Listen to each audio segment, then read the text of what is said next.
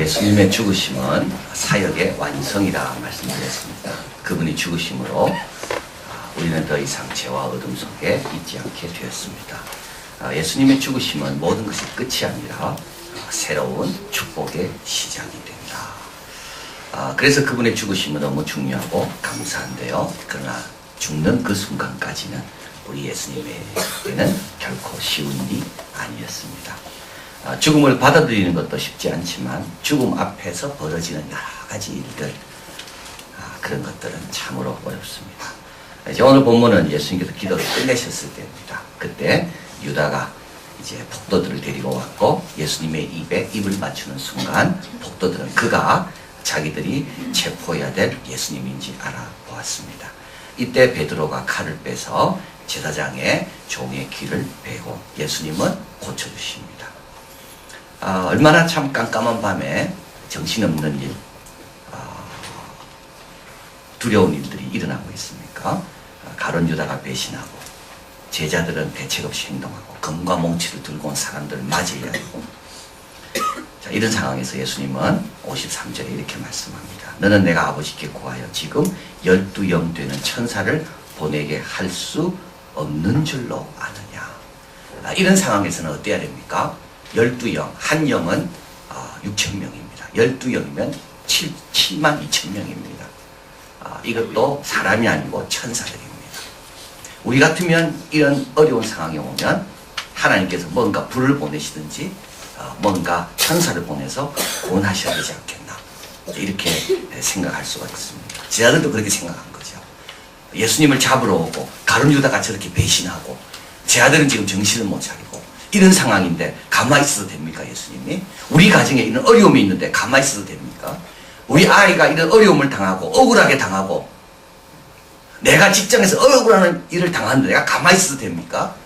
주님께서 좀 불을 보내가지고 좀 벌을 하시든지 뭐 역사를 일으키시든지 뭐 해야 되지 않습니까? 지금 제 아들이 그런 생각인 겁니다. 지금 가만히 있을 때가 아닌 겁니다. 근데 우리 예수님께서 뭐라 말씀하십니까?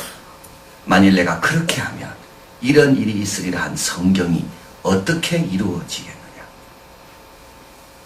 예수님의 관심은 뭘 하나 안 하냐가 아닙니다.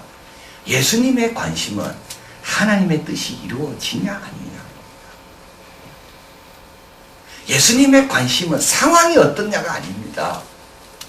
우리는 자꾸 상황을 보죠. 상황을 보고 뭘 결정하려고 그럽니다. 근데 예수님은 그렇지 않았다는 겁니다. 상황이 중요한 게 아니라 하나님의 말씀대로 되는가 안 되는가. 상황이 안 돼도 말씀대로 해야 되면 하는 거고요. 상황이 아무리 나를 요구한다 할지라도 하나님 뜻이 아니면 안 하는 겁니다. 우리는 뭔가를 결정할 때 자기 기분이 제일 중요하죠. 우리 예수님은 이때 기분이 정말 상했습니다. 가룟 유다가 배신했으니까. 이때 가룟 유다 같은 사람은 정말 예수님께서 벌하고 싶었을 거예요. 기분상. 근데 예수님은 기분 따라 하지 않습니다.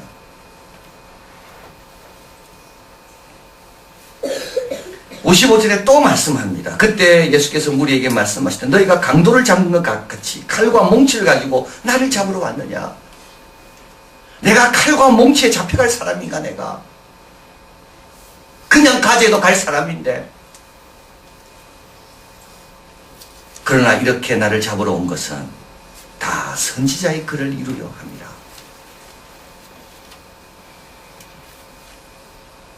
여러분, 이런 사람은 인기가 없습니다.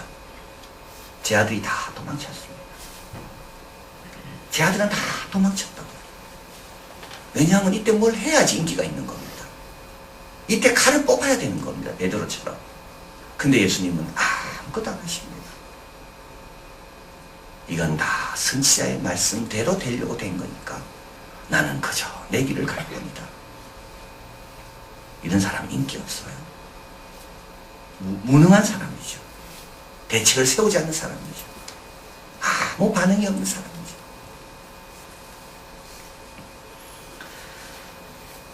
선지자의 글을 응하게 하기 위해서, 성경에 기록된 대로 되기 위해서 어떻게 예수님께서 이렇게 힘든 상황인데도 우리 예수님은 말씀의 성취를 위해 자신을 드릴 수 있었을까요? 만약에 예수님께서 이때 상황에 따라 행동했다면, 만약에 예수님께서 본인의 기분 따라 행동했다면 12영이나 되는 7만 2천 명의 천사가 임해서 로마 병정을 다 죽이고 재판한 사람을 다 죽이고 제자들의 마음을 시원하게 했더라면 우리는 여전히 죄 가운데 있는 겁니다. 근데 우리 예수님께서 잘하신 거죠. 그때 정말 잘하신 거예요. 어떻게 이렇게 잘할 수 있었을까요? 첫째, 예수님은 평소 잘하셨습니다. 여러분, 평소 하는 것이 위급한 순간에도 그대로 나타납니다. 위급한 순간에 나타난 사람은 평소 어떻게 했는지를 그걸 말하고 있는 겁니다. 평소 잘해야 돼요. 평소 순종을 잘해야 돼요.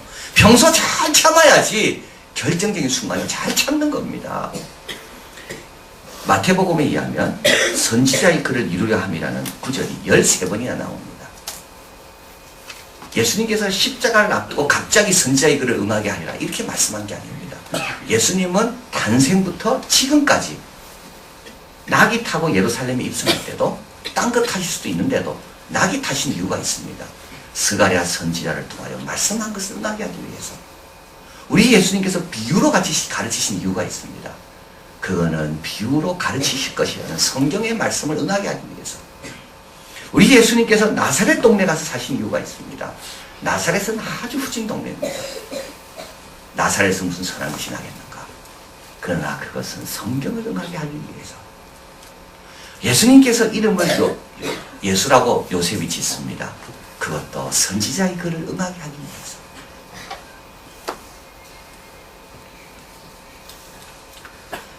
우리 예수님은 평소 자기 뜻대로 살지 않았습니다. 하나님 말씀이 뭘 원하시는가? 그래서 이 순간에 그 평소 살아왔던 대로 예수님은 그 결정과 그 삶을 사시는 겁니다. 지금부터라도 잘해야 돼요. 지금부터라도 순종을 잘해야 돼요. 그래야지 결정적인 순간에 순종하는 겁니다. 두 번째로 우리 예수님은 어떻게 해서 이렇게 됐나요? 결정을 잘 하셨나요? 기도하셨습니다. 우리 예수님은 훈련을 잘 받았고 우리 예수님은 좋은 습관이 있었습니다. 순종하는 습관. 그럼에도 불구하고 예수님은 습관과 훈련만 갖고 살지 않았습니다. 예수님은 중요한 순간마다 기도에 집중했습니다. 오늘 본문에도 앞에 나와 있죠. 밤이 맞도록. 오늘 본문에 보면 누가복음은 이렇게 말합니다. 앞에 한번 읽어봅니다. 22장 44절 예수께서 힘쓰고 더욱 애써 간절히 기도하시니 땀이 땅에 떨어지는 핏방울같이 되더라. 예수님은 순종의 몸에 배인 분이에요. 근데도요 중요한 순간마다 기도에 자신을 드렸습니다. 제자들과 예수님의 차이가 여기 있는 겁니다. 똑같이 어려운 상황을 딱 맞닥뜨리죠. 근데 제자들은요 정신을 못 차려요. 예수님은요 차분하게 대응해 가시고. 근데 그 차이는 어디서 오는가? 그 차이는 제자들은 기도 시간에 찼다. 예수님은요 땀이 피가 떨어지듯이 기도하셨다.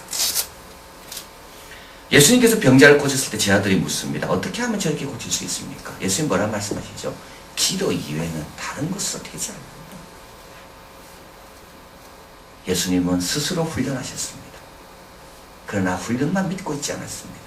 자기를 믿지 않았어요. 내가 이렇게 훈련받았으니까 잘하겠지. 그러지 않았어요.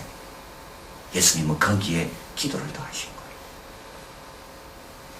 시편 32편 6절 이로 인하여 무릇 경건한 자는 주를 만날 기회를 타서 주께 기도할지라 진실로 홍수가 범람할지라도 저에게 미치지 못하리라. 누가 홍수가 범람할 때 이깁니까? 기회 있을 때마다 기도하는 자가 이기는 거예요. 하나님께서 고난주간 좋은 기회를 주신 거예요. 여러분 기도할 때 기도를 해야 되는 거예요. 기도해야 될 그 순간에 기도하지 않으면 어려움 앞에 다 넘어지는 거예요. 예수님은 제자들을 부르기 전에 밤이 맞도록 기도하셨어요. 예수님은 공생이 시작하기 전에 40일 동안 기도하셨어요. 예수님이 우리에게 보이신 귀한 본 중에 하나는 뭡니까? 기도의 본이에요. 중요한 일이 있으면 기도해라. 제일 어려운 일 앞에서는 땀이 쏟아지는데 핏방울이 뚝뚝 떨어지지. 그렇게 예수님은 기도하신 거예요. 저절로 이긴 게 아닙니다. 기도로 이기신 거예요. 평소 훈련하시고 중요한 순간에 기도하시고, 마지막으로 예수님께서 이렇게 이기셨던 이유는, 잘 결정하셨던 이유는 말씀을 소중히 여겼습니다. 오늘 본문의 주님은 두 번이나 선지자의 글, 성경, 우리 예수님은 말씀을 잘 알았습니다. 마귀의 시험 받을 때도 말씀으로 다 이긴 겁니다. 말씀을 잘 알았다는 말은 뭡니까? 말씀을 소중히 여긴다는 겁니다. 한번 따라해 보겠습니다. 소중히 여기는가 하고 아는가 하고 같이 간다. 왜 말씀을 모릅니까? 소중히 여기지 않으니까요. 본인이 소중히 여기는 것에 대해서는 우리는 다 전문가가 됩니다. 본인이 중요하다고 생각해서 다 전문가가 됩니다. 어떤 사람은 건강의 전문가예요. 왜냐하면 건강이 중요하다고 아니까. 건강의 소중함을 모르면서 건강에 알까요? 모릅니다. 여러분, 자기가 소중히 여기는 것을 자기가 제일 잘합니다. 말씀 잘 모른다고요? 그거는요, 내가 말씀을 소중히 여기지 않는다는 겁니다. 요한복음 7장 15, 17절 같이 한번 읽어봅니다. 유대인들이 놀랍게 여기르되 이 사람은 배우지 아니하였거늘 어떻게 그를 아느냐. 이거는 구약입니다. 어떻게 이 사람이 구약을 이렇게 잘 알까? 또 있습니다. 예수께서 대답하여 이르시되 내 교훈은 내 것이 아니요 나를 보내신 이의 것이니라. 사람이 하나님의 뜻을 행하려 하면 이 교훈이 하나님께로부터 왔는지 내가 스스로 말함인지 알리라. 예수님께서 말씀을 소중히 여긴 이유는요, 이 교훈은 아버지의 교훈이기 때문에. 이 교훈은 아버지의 교훈이다. 또 예수님께서 말씀을 소중히 여긴 이유는 말씀대로 살고 싶기 때문에 말씀을 소중히 여긴 거예요. 말씀과 상관없이 사니까 말씀이 소중하지 않지. 내가 정말 하나님 뜻대로 살고 싶다, 이런 사람은 정말 말씀을 소중히 여깁니다. 말씀을 소중히 여기면 말씀을 알게 되어 있습니다. 우리 가운데도 하나님의 뜻을 간절히 찾는 사람이 있습니다. 그런 사람은요, 말씀에 임하는 자세가 달라요. 그러나 말씀과 상관없이 살아가려는 사람은요, 말씀이 있어도 되고 없어도 되고, 하나님의 뜻을 행하려 하면 이 교훈이 하나님께로부터 왔는지 내가 스스로 말하는지 알리라. 평소 훈련되어 있고 중요한 시간마다 기도로 새롭게 무장하고 말씀을 소중히 여기니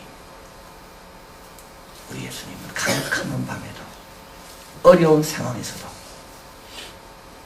주님이 원하시는 바대로 잘 결정하고 잘 그 순간을 헤쳐나간다. 얼마나 감사합니까? 얼마나 감사합니까? 예수님이 그 순간을, 성경을 응하게 하려고 그 순간을 잘 헤쳐나가시니, 그래서 또 다른 성경이 응해지는 거죠.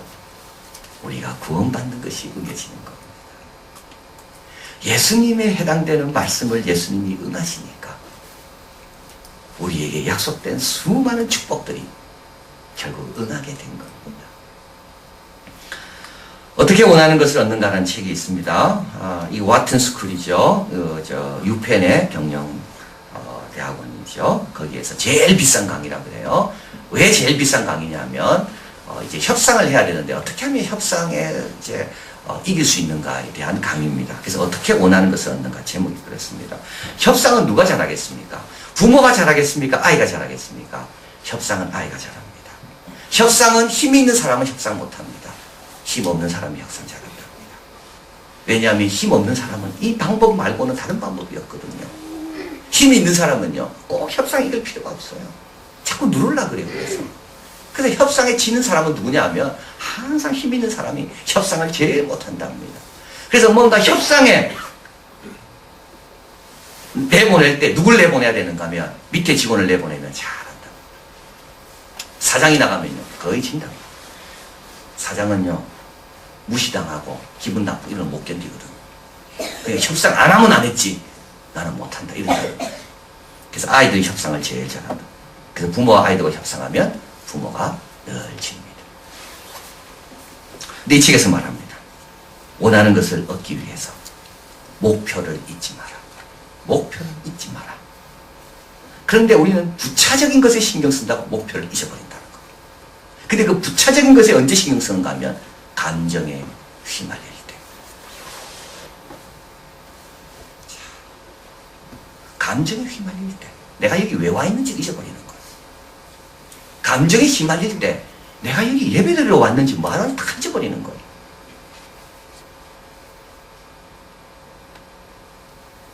두 번째, 누가 옳은지를 자꾸 따질 때. 누가 옳으냐? 베드로 네가 그럴 수 있냐?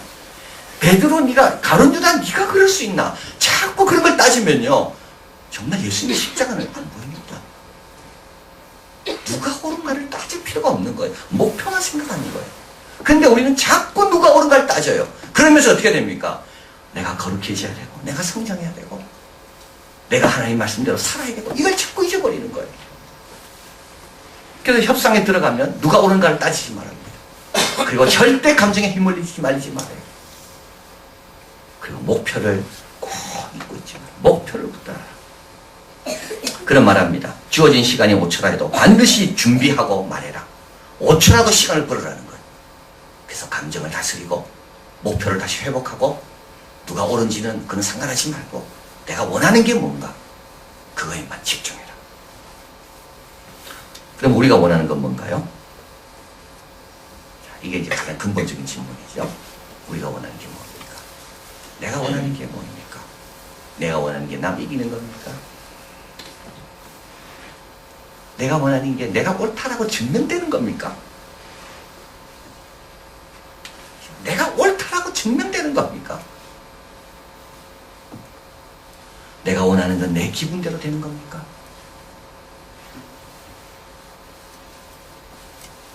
하나님이 원하시는 바대로 되면 그게 최고로 내가 원하는 바입니다. 하나님이 나를 향해 준비되어 놓은 그 계획대로 되는 것이 그게 내가 원하는 바가 되어야 되는 겁니다. 뜻이 하늘에서 이루어진 것처럼 땅에서 이루어지는 것이 내가 원하는 바가 되어야 되는 거예요. 우리 예수님은 이 순간에 가룟 유다, 야, 너 틀렸다. 검과 몽치를 갖고 온 사람이 너 틀렸다. 그러지 않습니다. 이 순간에 누가 옳고 그런 게 중요한 게 아니에요. 이 순간에 중요한 건 뭡니까? 하나님 말씀이 응하신 것이 이 순간에 제일 중요한 거예요. 우리도 평소 연습해야 됩니다. 그리고 순간순간마다 기도로 무장해야 됩니다. 그리고 말씀을 소중히 해야 돼요. 말씀을 알아야 될 거 아니에요.